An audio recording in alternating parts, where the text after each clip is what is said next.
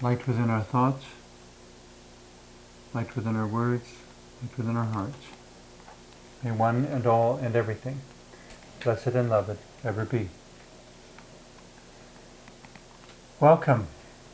I am Sister Who.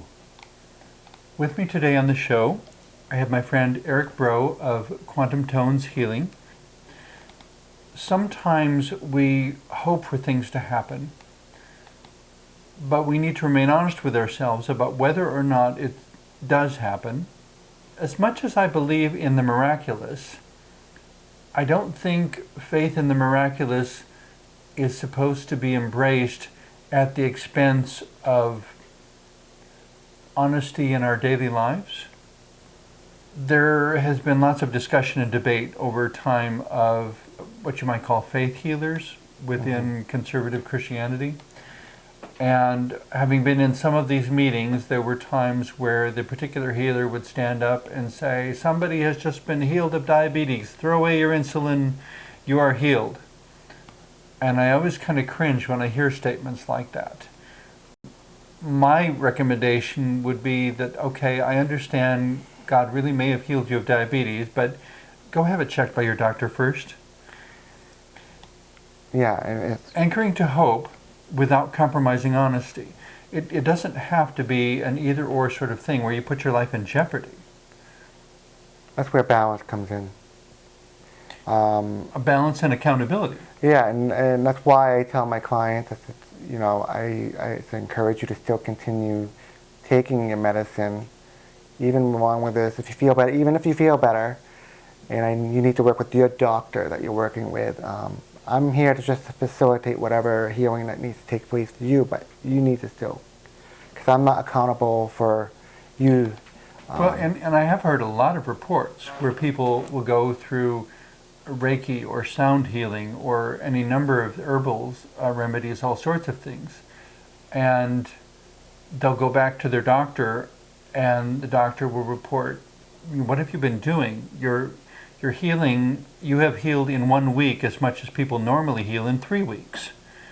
What is speeding up your healing so fast? And the doctor is the one to confirm that inordinate progress is being made.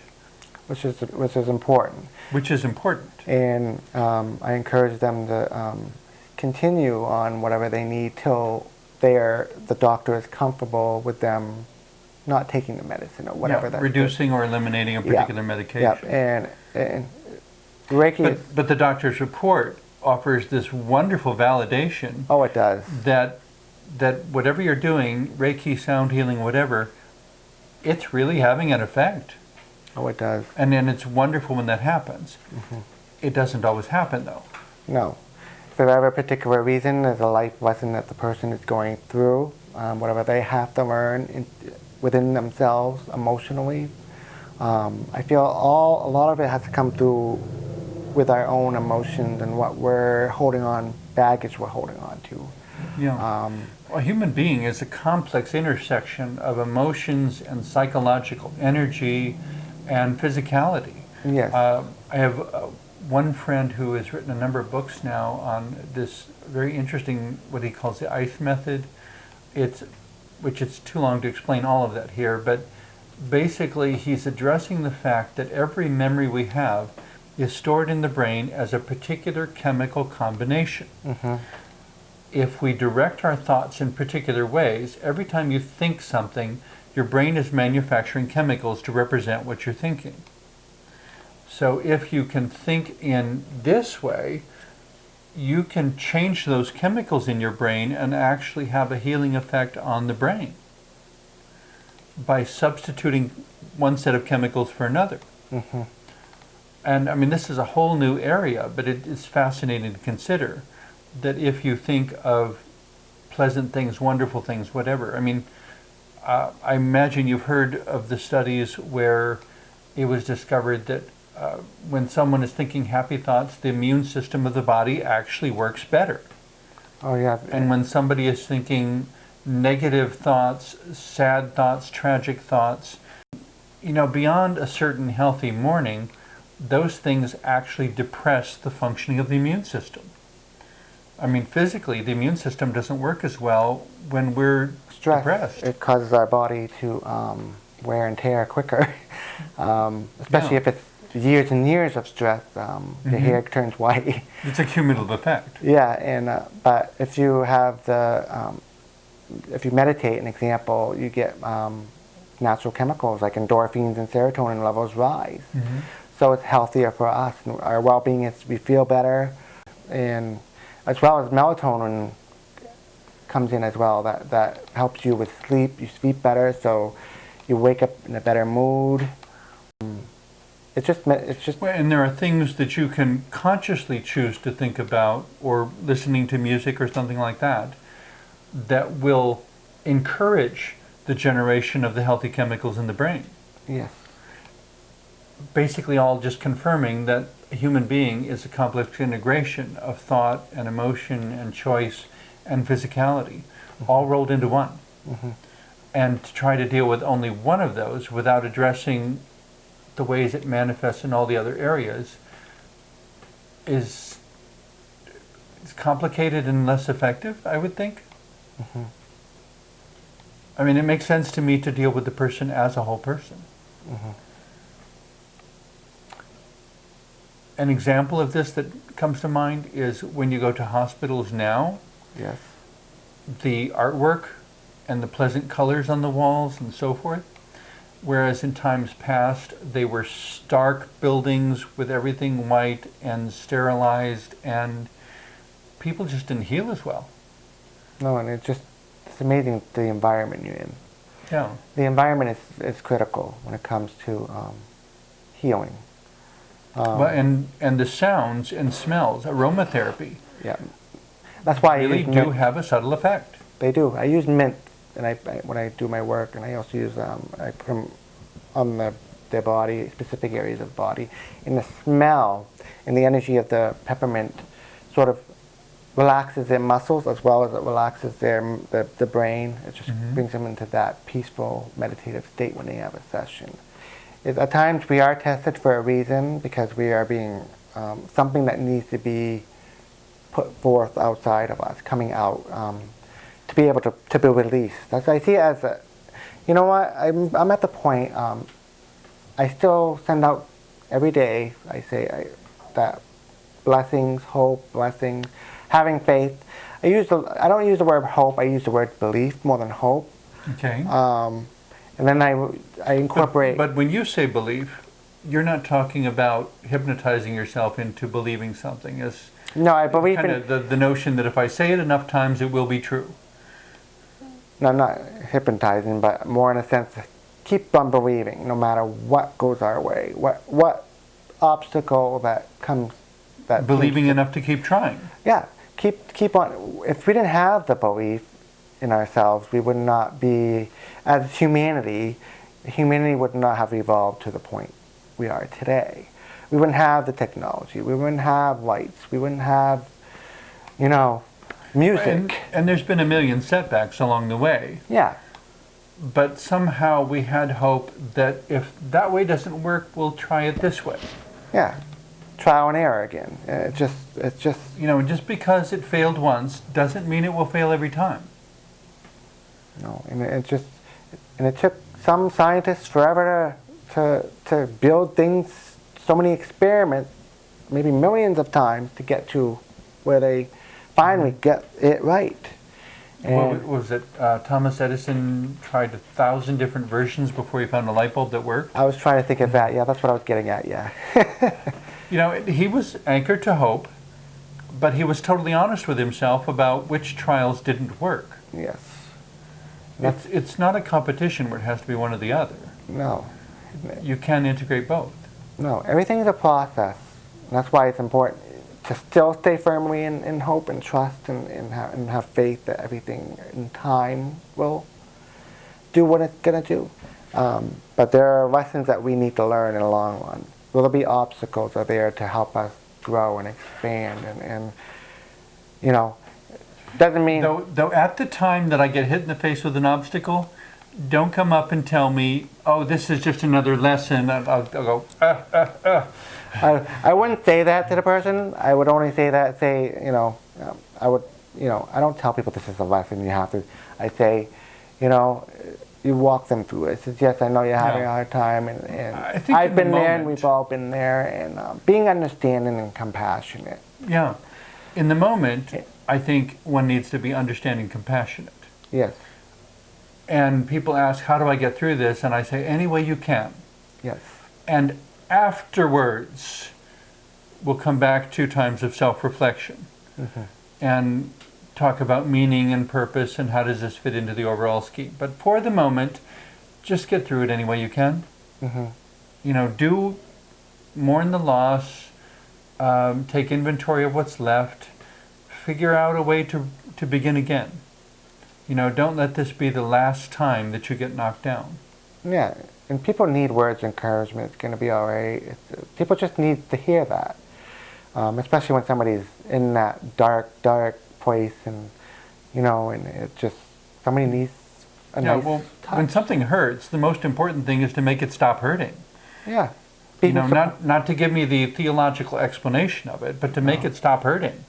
Being supportive in a sense. Mhm. And there was a time that you can even be supportive from angels and guides. And I was depressed at one time, a long time ago, where I was in that dark, really dark place for 3 months. Very dark, like in a dark cave. And I kept saying, I wish I was dead, I want to die, blah, blah, blah. And then I heard a voice, after I was tears, and I said, I was like, I was calling for help. And I heard a voice say, a calming, soothing voice, Eric. Suddenly, my whole body went, I was connected with that divine. And I had a little spark of hope because I was crying for it. I said, what is the point? Why am I going through this? And then it was that very dark moment where hope came in. And then suddenly it transformed. And it just kept going uphill. What is that one? There's a line in a song by John Denver where he says, the darker the night, the brighter the stars. You know, and before modern times, stars are what sailors used to navigate. Yeah. They didn't know where they were or which direction to go until they could see the stars. It had to get dark enough before they could essentially read the map in the sky. It had to. I mean, it was like they call it the dark night of a soul. Yeah, I mean, that's the night when the stars become clear and you finally can figure out where you are and which direction you need to move. Yeah. But it's not a particularly comfortable place to be. No, it's not a very comfortable place. It brings you in a state of not trusting and lack of faith, lack of hope. It seemed like lack of hope. It's And just yet like, in those moments, hope is what you need most. yeah, that's where, and the support. Felt like there was, when you're in that moment, when you're in that dark place, some people are, it seems like nobody can be there to support them. And that's what you feel when you're in that place. Nobody can support you. I saw a post online recently where it was something to the effect that I want people to be like my dog, who simply shows up and suddenly everything feels better, and even though the dog doesn't do anything. A beloved pet is a presence of love in a difficult moment. My dogs generally don't do anything to solve the problem, but the simple fact that they are there, loving me unconditionally, gives me a reason to refrain from giving up. You know, for their sakes, if nothing else, I have a reason to hope that somehow things really will get better. You know, that if change is the only constant in the universe and things are always changing, even the current problem is not even always going to be there. No. You know, even hurricanes don't last forever. They come and they go. They last a few days, they create all kinds of damage, but they go. And the sun comes out again and you get to rebuild. But it seems like every time that happens, there's a stronger integrity that comes in. Well, and the fact that you live through it Yes. means the next hurricane is not quite so threatening because, you know, you kind of look at it and go, been there, done that, I know what to do. Yeah, and the fear and vulnerability is not as strong. You can walk through the storm like peacefully, more calm. The chaos around you, and it's just walking through it. When you continue to walk through chaos, the challenges, I feel that they will no longer serve their purpose, come to you anymore.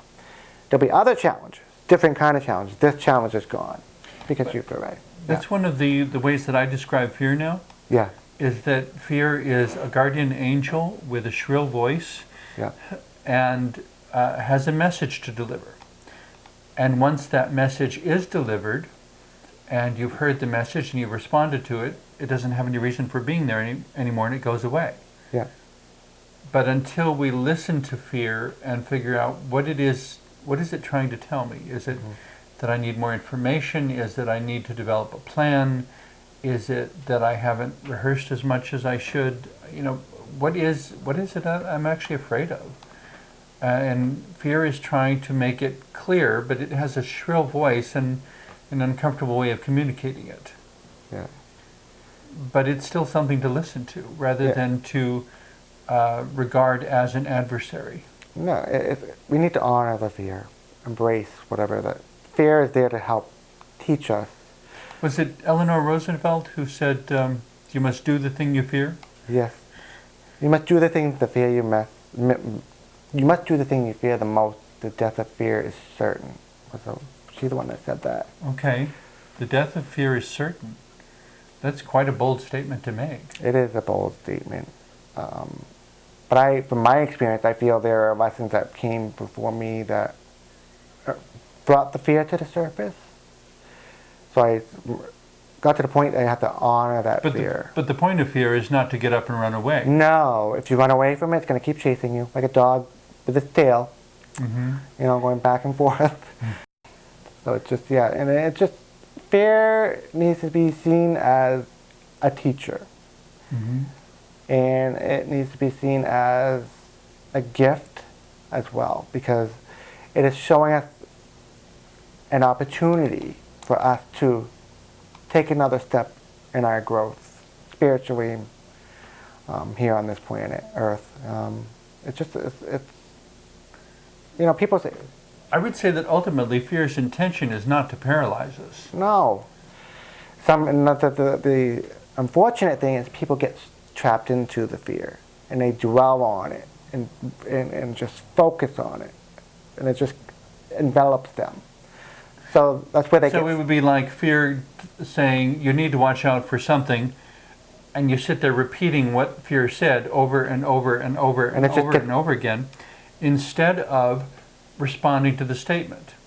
So fear says you need to watch out for this, and you say, okay, then I'll do that.